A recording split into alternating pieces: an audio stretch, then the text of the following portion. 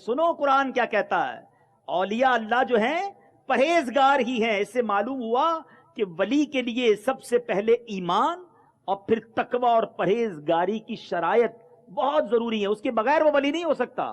یعنی کوئی فاسق و فاجر گناہوں میں مبتلا شخص اللہ کا ولی نہیں ہو سکتا۔ ولایت جو ہے وہ کوئی کورس نہیں ہے کہ جناب اتنے روزے رکھ کر، اتنے سجدے کر کر، اتنی عبادت کر کے ولایت مل جائے گی۔ ولایت عطائی ہے، اللہ جسے چاہے عطا فرمائے۔ ہاں یہ بات یاد رکھیے گا، کوئی یہ نہیں کہہ سکتا میں نے اتنی عبادتیں کی تو میں ولی بن جاؤں گا۔ یقیناً عبادت سے اللہ کا قرب ملتا ہے، مگر ولی جو ہوتا ہے نا وہ اللہ کا دوست ہوتا ہے۔ آپ کی بھی مرضی ہوتی ہے، آپ جسے چاہے دوست بنائیں۔ جب آپ اپنا دوست اپنی مرضی سے بناتے ہیں تو اللہ جسے چاہے ولی بنا لے۔ میں مزار پر بھی جاؤں اور میری زبان پر گالی بھی باقی رہے، کیا سیکھا اولیاء کرام کے مزار پر جا کر؟ مزار پر بھی جاؤں اور میری زبان پر لوگوں کی دل آزاریاں بھی رہیں، غیبت بھی رہے۔ اللہ کرے کہ میں اولیاء کرام کے مزار کا دیدار کروں اور میری آنکھیں بے حیائی سے با حیائی کی طرف آ جائیں۔ میں جب اللہ کے ولی کے مزار کو دیکھوں تو زبان سے جھوٹ ختم ہو جائے، میری زبان غیبت کرنا چھوڑ دے، گالی نکالنا چھوڑ دے، میرے قدم مسجد کی طرف چلنا شروع ہو جائیں، تو فائدہ ہے نا، تو برکتیں ہیں۔ لوگ کہتے ہیں نا چھوٹی سی نیکی ہے نا، مستحب ہی ہے نا، چھوڑ دو، سنت ہی ہے نا۔ اب تو ماد اللہ نیا کانسیپٹ بن گیا ہے کہ لوگ کہتے ہیں سنت ہے چھوڑ دو، گناہ تو نہیں ہے۔ ارے اللہ کے بندو، نبی پاک کے طریقے کو چھوڑو گے، سنت کو چھوڑو گے تو چھوٹی نیکی کو بھی نہ چھوڑیں، کیونکہ ہمیں نہیں پتا کہ اللہ کی رضا کس میں ہے۔ پتھر اٹھانے والے کی مغفرت کے واقعہ سنا ہے نا، پیاسے کتے کو پانی پلانے والے کی بھی مغفرت ہو گئی نا، نیکی تو چھوٹی سی تھی مگر اللہ نے اسی پر بخش دیا۔ وہ نقطہ نواز ہے۔ اللہ سے ڈرنے والے بن جائیں۔ معاملہ یہ ہے کہ ہم لوگوں سے تو ڈرتے ہیں، بڑا بھائی نہ دیکھ لے، والد صاحب نہ دیکھ لیں، محلے والے نہ پتہ چل جائے ان کو میں کیا غلط کام کر رہا ہوں، مگر چھپ کر غلط کام کرنے والا یہ کیوں نہیں سوچتا کہ جو میں غلط کر رہا ہوں وہ اللہ تو دیکھ رہا ہے اور بارگاہ میں مجھے اللہ ہی کی پیش ہونا ہے۔ جس سے محبت ہو، جس سے پیار ہو، جس کی رسپیکٹ دل میں ہو، ادھر میرا نام لیا جائے مجھے اچھا لگتا ہے۔ ایک امتی کا نام جب دربار رسالت میں لیا جائے اور فرشتہ نہ صرف میرا نام لے بلکہ میرے والد کا نام بھی لے، اللہ اکبر، اور جتنی بار درود پڑھوں اتنی بار میرا نام لے۔ جو 100 بار درود پڑھے اس کا نام 100 بار دربار رسالت میں لیا جائے، تو سوچو یہ کتنی بڑی سعادت ہے۔ نبی پاک کی ایک توجہ کی دیر ہے، آقا کی ایک بار نگاہ کرنے کی دیر ہے۔ وہ شاعر لکھتے ہیں نا، یاد رکھو اگر اٹھ گئی ایک نظر، جتنے خالی ہیں سب جام بھر جائیں گے، سارے کام سدھر جائیں گے۔ نبی پاک کی ایک نگاہ پڑھنے کی دیر ہے، اور وہ کیسے پڑے گی؟ درود پاک کی کثرت کیجئے۔ نبی پاک کی نگاہ عنایت حاصل کرنے کا بہترین طریقہ درود پاک ہے۔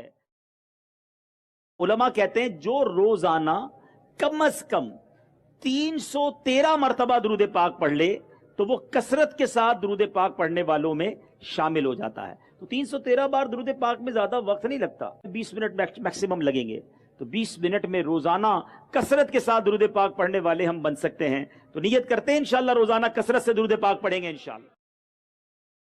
کراچی کے ہر کونے پہ آپ کو ایک مزار ملے گا، اللہ کے ولی کی جلوہ گری ملے گی، اور بالخصوص کراچی کے جتنے ساحل ہیں، چاہے وہ کیماڑی ہو، چاہے وہ منوڑا ہو، چاہے وہ بھٹ شاہ ہو، چاہے وہ کلفٹن ہو، جتنے سمندر کے کنارے ہیں، ایسا لگتا ہے کہ اللہ نے اپنے ولیوں کو شہر کراچی کی حفاظت کے لیے جلوہ فرمایا ہے۔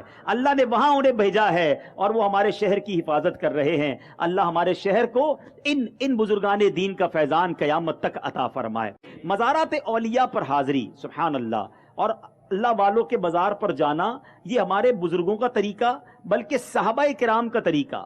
خود نبی پاک علیہ الصلوۃ والسلام بھی اہل بقیع پر کرم فرمانے کے لیے تشریف لے جایا کرتے، اور جب احد کا مارکہ ہو گیا اور سید الشہداء سیدنا حمزہ رضی اللہ تعالیٰ عنہ کی شہادت ہو گئی، تو نبی پاک احد شریف کے میدان میں بھی شہدائے احد پر بھی کرم فرمانے کے لیے تشریف لے جایا کرتے۔ امام بیہقی رضی اللہ تعالیٰ عنہ نے روایت کی ہے کہ نبی پاک علیہ الصلوۃ والسلام ہر سال शोहदाए ओहद के मज़ारात पर तशरीफ ले जाते थे। यही मामूल हजरत अबू बकर, हजरत उमर, हजरत उस्मान और हजरत अली का रहा, और बीबी फातिमा भी वहां जाकर दुआ किया करती।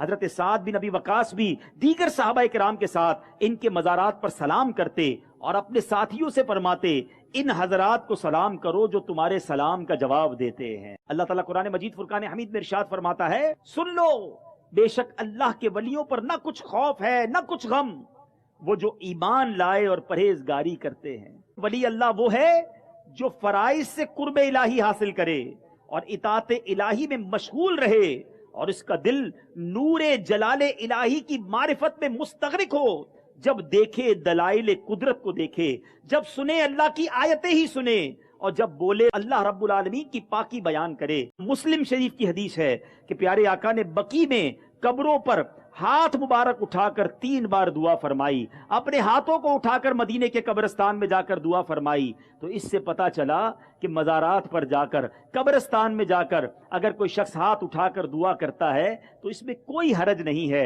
यहाँ बाज़ औक़ात वसवसा ये डाला जाता है कि कब्र से मांगा जा रहा है। नहीं जनाब, हम अल्लाह वालों की बारगाह में जाकर अल्लाह से मांगते हैं और उनका वसीला पेश करते हैं।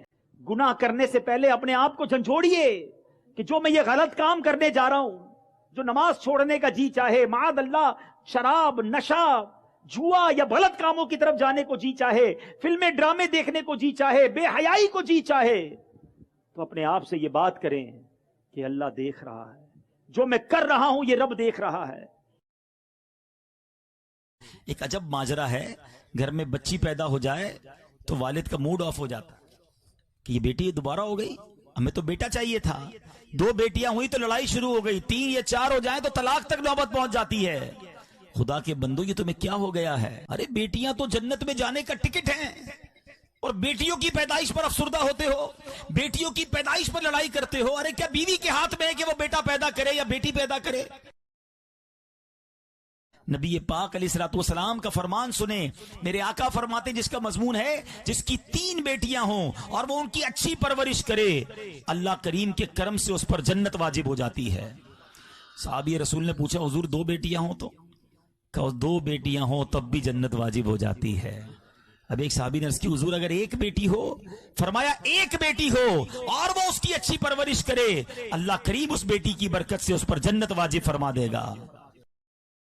कभी किसी के यहाँ बेटी हो जाए तो दिल छोटा नहीं करना है। अल्लाह ने बेटी दी है, आगे के इंतजाम भी उसी ने फरमाने हैं। मैंने तो कई लोगों को देखा है कि गरीब थे, कारोबार नहीं था, मुश्किलों में थे, अल्लाह ने बेटी दी, कारोबार चलना शुरू हो गया। दूसरी बेटी आई, अल्लाह ने और तरक्की दे दी। तीसरी बेटी आई, अल्लाह ने उसको इतना नवाजा। अरे बाज औकात बच्चियां आती हैं, वो रिस्क भी अपना साथ लाती हैं। तो अल्लाह की देन है, इस पर शिकवा शिकायत नहीं होनी चाहिए। आका अलैहिस्सलाम फरमाते, बेटियों को बुरा न कहो। हदीस पाक का मजमून है, बेटियों को बुरा न कहो, बेशक मैं भी बेटियों वाला हूं। मेरे आका जब खातून जन्नत के पास जाते थे ना, बीबी फातिमा के पास, तो बीबी फातिमा खड़ी होती थी, नबी पाक के हाथों को बोसा देती और हुजूर को अपनी जगह बिठाती। और जब बीबी फातिमा नबी पाक के पास जाती, मेरे आका अपनी जगह से खड़े हो जाते, हाथ चूमते और अपनी जगह बिठाते। अल्लाह अकबर। कौनैन के वाली का ये अंदाज याद रखें, जिस घर में तस्वीरें हो, कुत्ता हो और बेगुसला हो, उस घर में रहमत के फरिश्ते नहीं आते। बाज लोग मिलते हैं, कहते हैं घर में बेबरकती बहुत है, घर में टेंशन बहुत है, लड़ाई झगड़े बहुत है। जनाब, आपने घर में वो सारे काम किए जिससे रहमत के फरिश्ते ना आए। अपने घर का एक जायजा लें, गेट से लेकर हर रूम में जाएं, देखिए कहां कहां तस्वीरें लगाई हैं, कभी किस नाम से, कभी किस तरीके से। और जनाब ऐसे खिलौने भी आ गए जो पूरा पुतला बना हुआ होता है, वो भी सजा के रखते हैं। ना करें ऐसा। गरीब आदमी गलती क्या करता है, सादगी में रहता है, सूखा खाता है, कभी कभी जमीन पर भी सो रहा है, छोटा सा घर है, मगर जबान पर शुक्र नहीं है, शिकवा है कि मुझे तो खाने को मुर्गी मिलती नहीं है, मैं तो गोश्त खा ही नहीं सकता, मैं तो देखो एक दिन खाता हूं एक दिन भूखा रहता हूं। अरे अल्लाह के बंदे, अगर शुक्र करते तो तुम्हें सुन्नत का सवाब मिल जाता। शिकवा करके गरीब भी रहे और सवाब भी ना मिला। साहबा की जबान पर शिकवा नहीं था। किधर गया हमारा सबर, किधर गया शुक्र? पहनने को पूरे कपड़े तो है ना, दोपहर को खाना भी खाया था, मगर आज हाल यह है मीठे इस्लामी भाइयों कि आज किसी से तबीयत पूछ लो ना, क्या हाल है, تو جناب یہ نہیں کہے گا اللہ کا شکر ہے، اللہ کی بڑی مہربانی ہے، بس بہت پریشان ہوں، بہت بیماریاں ہیں، گھر میں ٹینشن ہے، کاروبار نہیں چل رہا ہے، جناب یہ بھی پریشانی وہ بھی پریشانی۔ اللہ کے بندو کدھر گیا صبر، کدھر گیا شکر؟ جہاں بھی آنکھیں بند کر لے کچھ سیکنڈز کے لیے، اب اپنی آنکھیں کھول دیں۔ کچھ دیر پہلے جو آپ کی آنکھیں بند تھیں کیا نظر آ رہا تھا؟ اندھیرا۔ سمجھنے کی کوشش کرو، جو چند سیکنڈ کے لیے تمہاری آنکھوں کے سامنے اندھیرا تھا نا، نابینا کی آنکھوں کے سامنے ساری زندگی وہ اندھیرا رہتا ہے۔ سوچو اللہ نے مجھے اور آپ کو کتنی بڑی نعمت دی ہے، شکر کے عادی بن جاؤ۔ ایک بزرگ کے بارے میں آتا ہے نا، پیر میں چپل نہیں تھے، کہیں جا رہے تھے، تھوڑی دیر بعد ایک بندہ قریب سے گزرا، اس کے پیر ہی نہیں تھے۔ یا اللہ تیری مہربانی، پیر تو دیے، معاف کر دے، میں نے تیری ناشکری کی، تو نے پیر تو دیے۔ دیکھو اپنے سے نیچے والوں کو، کتنے پریشان ہیں لوگ، کتنی مصیبتیں ان پر۔ خدا کی قسم اللہ نے مجھے اور آپ کو کروڑوں سے اچھا بنایا ہے، ساری زندگی شکریہ ادا کرتا رہے تو اس کا شکر ادا نہیں ہو سکتا۔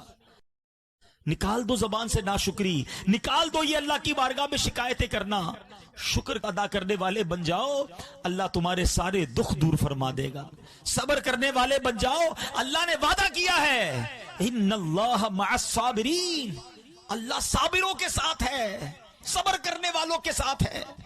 جب رب ساتھ ہو جائے گا تو مشکل کیسے رہے گی؟ پھر تو مشکل آسان ہو جائے گی نا۔ اللہ اکبر۔ نبی پاک صلی اللہ تعالی علیہ وسلم اصحاب صفہ سے کتنی محبت کرتے کہ پیارے آقا علیہ الصلوۃ والسلام کے پاس جب بھی کوئی تحفہ آتا، مال غنیمت آتا، نبی پاک اصحاب صفہ پر خرچ کر دیتے۔ احادیث میں آیا کہ میرے آقا صحابہ کو ترغیب دلاتے کہ وہ اصحاب صفہ کو کھانا کھلائیں، ان پر خرچ کریں، اور ان میں سے بعض کے خرچ میرے آقا خود کفالت کیا کرتے، بعض صحابی کو نبی پاک اپنے مال سے خرچ فرمایا کرتے اور ان کی کفالت کرتے۔ اللہ اکبر۔ حضرت سیدنا ابو ذر رضی اللہ تعالیٰ عنہ فرماتے ہیں کہ ایک روز میں نبی اکرم صلی اللہ تعالیٰ علیہ وسلم کے ساتھ تھا، آپ نے احد پہاڑ کو دیکھا تو فرمایا کہ سبحان اللہ، میرے آقا فرماتے ہیں یہ پہاڑ میرے لیے سونا بن جائے تو میں پسند نہیں کروں گا کہ ان میں سے ایک دینار بھی میرے پاس 3 دن سے زیادہ رہ جائے سوائے اس دینار کے جسے میں نے ادائے قرض کے لیے رکھ چھوڑوں۔ یعنی آقا جو آتا تھا اسے بانٹتے تھے۔ دیندار لوگ کیا کرتے ہیں؟ شیطان ہے نا، بھائی میں دین کا کام کرتا ہوں، خرچہ کیوں کروں؟ اگر اللہ نے مال دیا ہے نا تو دین کا کام بھی کرو اور اپنی جیب سے خرچ بھی کرو۔ اور اگر کاروباری ہو تو لوگ کہتے ہیں پیسے تو دے دیے، اور کیا کروں؟ عثمان غنی رضی اللہ تعالیٰ نے صرف پیسے نہیں دیے تھے، ہر موقع پر نبی پاک کے ساتھ کھڑے بھی رہے تھے، ہر میدان میں آگے آگے تھے۔ اللہ پریکٹیکلی بھی دین کا کام کرنا نصیب فرمائے اور مالی طور پر بھی اپنی راہ میں خرچ کرنا نصیب فرمائے۔ خود تو عالم بن نہیں سکے، کسی کو عالم ہی بنا دیں۔ حدیث میں مضمون آتا ہے کہ قیامت کے دن جو علماء ہوں گے نا، اور لوگ جب جنت میں جائیں گے تو اعلان ہوگا علماء کے لیے کہ رک جاؤ، باقیوں کو بھی جنت میں ساتھ لے جاؤ۔ کیا پتا قیامت کے دن میرا آپ کا کوئی ہاتھ پکڑ لے کہ حضرت آپ نے پیسے دیے تھے، میں عالم بن گیا، چلیں جنت میں ساتھ چلتے ہیں۔ تو دعوت اسلامی آپ کو یہ موقع دیتی ہے۔ ہمارے جامعات نہ صرف پاکستان، ملک، بیرون ملک، ساری دنیا میں موجود ہیں۔ آپ جیسی زندگی گزار رہے ہیں، ایسی زندگی گزارنے کے کروڑوں لوگ خواب دیکھ رہے ہیں۔ جی ہاں، اگر آپ واقعی پریشان بھی ہیں، بیمار بھی ہیں، قرض دار بھی ہیں، چھوٹے گھر میں رہتے پھر بھی، کیونکہ آپ چل کر آئے ہیں، کئیوں کے پاس تو پیر ہی نہیں ہے، آپ نے کھانا کھایا ہے اور کئی نالیوں کے ذریعے خوراک ڈالی جا رہی ہے۔ میرے وہ بچے، میرے وہ بھائی جن کے والدین حیات ہیں، دیکھو آج ان کی خدمت کر لو، ورنہ ایک دن ایسا آئے گا کہ ان سے ملنے قبرستان جانا پڑے گا۔ آج وہ تمہارے پاس ہیں، ان کی دعائیں لو، ان کی برکتیں حاصل کرو، انہیں ناراض نہ کرنا۔ یاد رکھنا، جس کے ماں باپ ناراض اس سے اس کا رب بھی ناراض، جس سے ماں باپ راضی اس سے اس کا رب بھی راضی، جس سے ماں باپ راضی اس سے اس کا رب بھی راضی۔ اب غور کریں، ہم ماں باپ کو ناراض کر رہے ہیں یا راضی کر رہے ہیں؟ کیونکہ ماں باپ کا نافرمان قیامت کے دن نبی پاک فرماتے میرا چہرہ نہیں دیکھ سکے گا۔ راضی کر لو اپنے ماں باپ کو۔ دوستوں کے لیے ٹائم ہے، بہت سارے لوگوں کے لیے ٹائم ہے، تمہارے پاس ماں باپ کے لیے ٹائم نہیں. اپنے ماں باپ کو نہ ستاؤ، اپنے ماں باپ سے اونچی آواز میں بات نہ کرو. نبی پاک نے فرمایا کہ جو میرا ذکر سنے، میرا نام سنے اور مجھ پر درود نہ پڑھے، قیامت کے دن میرا چہرہ نہیں دیکھ سکے گا. بتائیے کتنے درود پڑھتے ہو؟ چیک کر لو نا. From the morning till evening, پورا دن گزر گیا، آج کتنے درود پڑھے ہیں؟ اگر نبی پاک پر درود پڑھنے کے لیے ٹائم نہیں ہے تو زندگی بیکار ہے نا. تو خدا را جب نام مصطفیٰ صلی اللہ تعالی علیہ وسلم سنے درود پڑھیں. نہیں جناب، میرا ہیئر اسٹائل فلاں اداکار جیسا ہونا چاہیے، میرا لباس فلاں گلوکار جیسا ہونا چاہیے، میری گفتگو کا انداز فلاں بندے جیسا ہونا چاہیے، میں فلاں جیسا دکھنا چاہوں. ارے تم دنیا والوں کے پیچھے بھاگ رہے ہو اور نبی پاک کی سنتوں کو چھوڑ رہے ہو. ایسا نہ ہو کہ قیامت کے دن محروم رہ جاؤ. نبی پاک کی سنتوں پر زندگی گزار لو، آقا اپنے ساتھ جنت میں لے جائیں گے. ہمارا اسلام ہمیں کیا سکھاتا ہے؟ نبی پاک صلی اللہ تعالی علیہ وسلم فرماتے ہیں، اے انس، بڑوں کا ادب اور احترام اور تعظیم اور توقیر کرو اور چھوٹوں پر شفقت کرو، تم جنت میں میری رفاقت پالو گے. یہ بڑوں اور بچوں دونوں کے لیے ہے. چھوٹے بڑوں کا ادب اور احترام اور تعظیم اور توقیر کریں، عزت دیں انہیں، اور بڑے بچوں پر شفقت کریں. آقا فرماتے میرے ساتھ جنت میں رفاقت پالو گے. آج ہم چیک کریں، جتنے بھائیاں بیٹھے ہیں، ہم کتنی سنتوں پر عمل کرتے ہیں. ہمارا صبح سے لے کر شام تک کتنی ایسی سنتیں ہیں جو ہمیں پتہ بھی ہوتی ہیں پھر بھی عمل نہیں کرتے. غور کیجیے، سنت سے دوری نبی پاک سے دوری ہے. نبی پاک فرماتے جس کا مضمون ہے، جس نے میری سنت سے محبت کی اس نے مجھ سے محبت کی، اور جس نے مجھ سے محبت کی وہ میرے ساتھ جنت میں جائے گا. نبی پاک علیہ الصلوۃ والسلام فرماتے ہیں، جس نے ہمارے چھوٹوں پر رحم نہ کیا اور بڑوں کی تعظیم نہ کی وہ ہم میں سے نہیں. نبی پاک فرما رہے ہم میں سے نہیں ہے. آج لوگ کسی غریب بوڑھے کو اس طرح ڈانٹتے ہیں، اس طرح جھاڑتے ہیں، عجیب ماجرا ہے. نہیں جناب، بڑا اگر میری عمر میں مجھ سے بڑا ہے، بے شک وہ ملازم ہے، بے شک وہ غریب ہے، وہ فقیر ہی کیوں نہ ہو، وہ میرے والد کی جگہ پر ہے. لوگ کہتے ہیں میرے 5000 فرینڈز ہیں، میں کئی گروپوں کا ایڈمن ہوں، میرے اتنے لائکس ہیں. میں آپ سے پوچھتا ہوں، تم ان گروپوں کے چکر میں، ان لائکس اور ان پیجز کے چکر میں اپنے قریب کے رشتہ داروں اور اپنے بھائی بہنوں کو بھولے بیٹھے ہو. یاد رکھنا، جس دن بیمار ہوئے، جس دن زمانے نے چوٹ ماری، تمہارے بستر کے کنارے پر وہی تمہارے بھائی بہن اور رشتہ دار کھڑے ہوں گے. وہ 5000 واٹس ایپ اور فیس بک کے فرینڈز نہیں آئیں گے، اپنے اپنے ہی ہوتے ہیں. دکھ میں وہی کام آتے ہیں. دشمنی بڑھتی ایسی ہے نا، وہ ہمارے خلاف بات کرتا ہے، ہم کہتے ہیں میں بتاتا ہوں میں کون ہوں. وہ ہمارے خلاف بات کرتا ہے، ہم اس کے خلاف بات کرتے ہیں. اور اب چنگاری آگ میں بدلتی ہے، لڑائی بڑھتی ہے، خاندان ٹوٹ جاتے ہیں. ارے اگر اگلا آگ لے کر آیا ہے تم ٹھنڈا پانی ڈال دو نا. تمہیں کس نے کہا ہے کہ پیٹرول ڈالو؟ ہمارا کام لڑائی کرنا، بدلہ لینا اور جناب کسی کو تکلیف پہنچانا نہیں ہے. ادب، پیار اور شفقت کے ساتھ زندگی گزارنی ہے. یہاں تک فرمایا حدیث پاک میں، جس کا مضمون ہے، جو بندہ اپنے رشتہ داروں کو صدقہ دیتا ہے اسے عام صدقہ دینے سے ڈبل ثواب ملتا. ایک صدقہ کرنے کا ثواب، دوسرا صلہ رحمی کرنے کا ثواب. مجھے 2 چیزیں کے علاوہ کہیں یہ تیسرا لفظ نہیں ملا کہ جہاں براہ راست رب نے فرمایا ہو کہ اللہ اس سے جنگ فرماتا ہے، اس کی اللہ سے لڑائی ہے. صرف 2 ایسے برے کام ہیں جس میں رب نے فرمایا، ایک سود کھانے والا، سود کا کام کرنے والے کے بارے میں فرمایا وہ ایسا ہے کہ وہ اللہ سے جنگ کرتا ہے. اور دوسری روایت یہ ملتی ہے کہ جس نے کسی اللہ کے ولی سے دشمنی کی وہ ایسا ہے کہ وہ اللہ سے لڑائی کرتا ہے، اللہ سے جنگ کرتا ہے. بڑی پیاری بات علماء کہتے ہیں، فرماتے دعا کرتے وقت جس کے دل میں یہ خیال ہے نا کہ پتہ نہیں دعا قبول ہوگی کہ نہیں ہوگی، فرمایا اس کی دعا قبول نہیں ہوگی. دعا اسی کی قبول ہوگی، وظیفہ اسی کا انشاءاللہ کارآمد ہوگا، برکت اسی کو ملے گی جو کامل یقین کے ساتھ آئے کہ میں آیا ہوں اور رب کی بارگاہ سے لے کر ہی جاؤں گا، کریم کے در پر آیا ہوں، خالی ہاتھ کیسے جاؤں گا. ساری دنیا پر بھروسہ ہے، ارے میرے بڑے تعلق ہیں فلاں منسٹر سے، فلاں ایم این اے سے، فلاں چودھری صاحب سے، فلاں وڈیرے سے، میرے بڑے تعلق ہیں، مسئلہ حل ہو جائے گا. تمہیں سب پر بھروسہ ہے، رب پر بھروسہ نہیں. سب کے پاس جاتے ہو مصیبت میں، اپنے رب کے پاس نہیں جاتے، اس کی بارگاہ میں سر نہیں جھکاتے، اس کی بارگاہ میں ہاتھ نہیں اٹھاتے. خدا را سیکھو، یقین ہوگا نا آپ کو ضرور ملے گا، اور انشاءاللہ ایسا ملے گا کہ گمان میں بھی نہیں ہوگا. کچھ لوگ زندگی گزارتے ہیں سب کو راضی کرنے کے لیے، مگر سب کو راضی کرتے کرتے رب کو ناراض کر دیتے ہیں.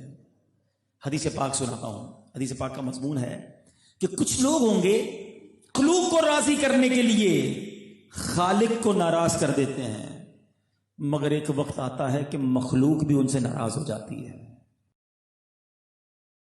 بتاؤ دنیا کا کون سا کونا ہے جہاں میرے خواجہ کے چاہنے والے نہیں ہیں؟ ایک انگریز نے ہندوستان کا دورہ کیا، دورہ کر کے کہتا ہے میں نے پورا ہندوستان گھوما ہے، اس کے بعد میں اس نتیجے پر پہنچا ہوں کہ قبر میں رہنے والی ایک شخصیت پورے ہندوستان پہ آج بھی حکومت کر رہی ہے، اور اس کا نام خواجہ معین الدین چشتی اجمیری ہے. یہ اللہ نے سلطانی دی ہے، یہ اللہ نے ولایت دی ہے. بڑا گناہ جاریہ کا کام کر رہے لوگ، اپنی ویڈیوز بنا کر ڈال رہے ہیں. تم گناہ کر رہے ہو، لوگوں کو گواہ بنا رہے ہو، اپنی ویڈیو کو سوشل میڈیا پہ ڈال رہے ہو. تم قبر میں پہنچ جاؤ گے، لوگ اس ناچ گانے کو، اس جھوٹ کو، اس بے حیائی کو دیکھتے رہیں گے، اور قیامت تک کہیں تمہیں قبر میں مار نہ پڑتی رہے. یہ کون سی غلطی کر رہے ہو؟ یہ کدھر جا رہی ہے ہماری نوجوان نسل؟ خدا را سوچو. ارے کام ایسا کر کے جاؤ کہ ہم دنیا سے جائیں اور روز ثواب کا تحفہ پہنچتا رہے. خواجہ غریب نواز کو ستایا جاتا، آپ معاف کرتے، ہر واقعے میں آپ کو معافی ملے گی. ہم کتنا معاف کرتے ہیں؟ میں نہیں چھوڑوں گا، میں بتاؤں گا. میرے سامنے اونچی آواز میں بات کی ہے، مجھے گالی دی ہے، میری پیمنٹ لیٹ کی ہے. ہاں اب بتاتا ہوں میں کون ہوں. جو کہتا ہے نا اب بتاتا ہوں میں کون ہوں، واقعی وہ بتا دیتا ہے وہ کون ہے، کیونکہ جب وہ کرتا ہے نا کام تو پتہ چل جاتا ہے اندر سے کیا نکلا ہے. ارے اللہ کے بندوں، معافی درگزر کدھر گیا؟ اللہ کا دوست وہ ہوتا ہے جس میں 3 خوبیاں ہوتی ہیں. آپ فرماتے ہیں سخاوت دریا جیسی. سخاوت کیسی؟ شفقت آفتاب جیسی، سورج جیسی، ٹھیک ہے. اور فرمایا عاجزی زمین جیسی. کیا بات کر گئے میرے خواجہ. اللہ پریشانی کو دور کرنے والا، بیماری کو دور کرنے والا، مصیبت کو دور کرنے والا، روزی میں برکت ڈالنے والا، ٹینشن ریلیز کرنے والا. درود پاک کب کب کہاں کہاں کام آتا ہے. سبحان اللہ، میرے آقا علیہ الصلوۃ والسلام نے کتنی جگہوں پر اس کو بیان کیا. لیکن آج پرابلم یہ ہے، فضول باتوں کے لیے بڑا ٹائم ہے، سوشل میڈیا کے لیے بڑا ٹائم ہے. ٹائم نہیں ہے تو ذکر و درود کے لیے ٹائم نہیں ہے. مثال کے طور پہ آپ کسی کے پاس گئے، گھر پہ گئے ملنے سے کہا ذرا باہر بیٹھے میں 5-7 منٹ میں آ رہا ہوں. اب ہم نارملی کیا کرتے ہیں، 7 منٹ کا ویٹ ہے، 8 منٹ کا ویٹ ہے، ہم نے نکالا موبائل اور اب جناب اسکرولنگ شروع ہو گئی. وہ 7 منٹ کے 17 منٹ بھی اب بعد آئے گا تو ہم بیزی ہوں گے، ہمیں پتہ بھی نہیں چلے گا. لیکن اگر میرا یہ ذہن بنا ہوا ہے کہ تقریباً 8 منٹ میں سورہ یاسین پڑھ لی جاتی ہے، تو یار یہ 8 منٹ میں ایک سورہ یاسین پڑھ لوں گا، 10 قرآن پاک کا ثواب مل جائے گا. میں 100 بار درود پاک نہ پڑھ لوں جتنی دیر مجھے ویٹ کرنا ہے. آپ غور کریں ہمارا اپنے موبائل اور سافٹ ویئر سے تعلق کیسا ہے. اب تو وہ اسکرین ٹائم سافٹ ویئر آ گیا نا.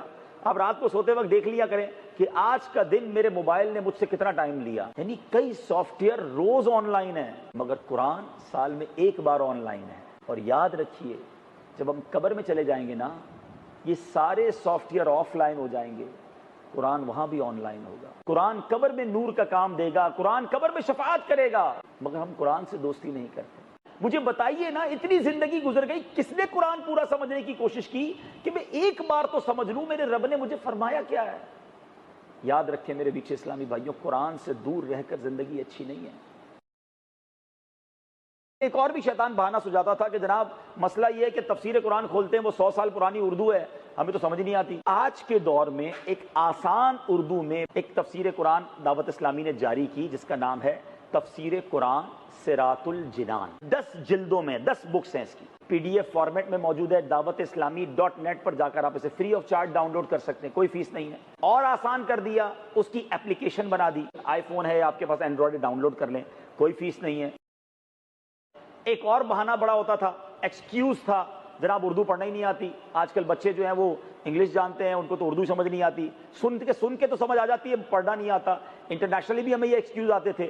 ہم نے الحمدللہ تفسیر قرآن صراط الجنان جو کہ 10 جلدوں پر مشتمل ہے, اس کو آڈیو ریکارڈ کرانا شروع کر دیا ہے. اب تک 50 صورتیں آڈیو آ چکی ہیں جو انٹرنیٹ پہ ہم نے ڈال دی ہیں. آپ گھر بیٹھے آڈیو سننا شروع کر دیں. تفسیر قرآن گاڑی میں جانا آتے وقت آپ سن سکتے ہیں, فارغ اوقات میں سن سکتے ہیں. مولا علی شیر خدا کرم اللہ تعالی وجہ الکریم کا کمال کا کلام ہے. وہ کہتے ہیں جب میرا جی چاہتا ہے نا میں اللہ سے بات کروں, میں دعا کرنا شروع کر دیتا ہوں, اور جب جی چاہتا ہے رب مجھ سے بات کرے میں قرآن پڑھنا شروع کر دیتا ہوں. اگر یہ فیلنگز آ گئی نا کہ یہ اللہ کا کلام, اللہ مجھ سے کلام فرما رہا ہے, اس کی رحمت مجھ پر براہ راست ہے, تو بلیف می آپ کی لائف کا جو سسٹم ہے وہ چینج ہوتا نظر آئے گا آپ کو. جو قرآن سے دوستی کر لیتا ہے نا, قرآن اسے بہت کچھ دیتا ہے, کیونکہ اللہ کا کلام ہے نا, ڈائریکٹ اللہ کی رحمت برستی ہے. بلکہ یہاں تک احادیث میں آیا کہ ایک شخص دعا مانگ رہا ہے اور ایک شخص قرآن پڑھ رہا ہے. دعا مانگنے والے, قرآن پڑھنے والے کو دعا کرنے کا موقع نہیں ملا, تو فرمایا قرآن پڑھنے والے کو اللہ بن مانگے عطا فرما دیتا ہے, because he is busy to recite in reciting of Quran. وہ اللہ کا کلام پڑھنے میں جو ہے وہ مصروف ہے.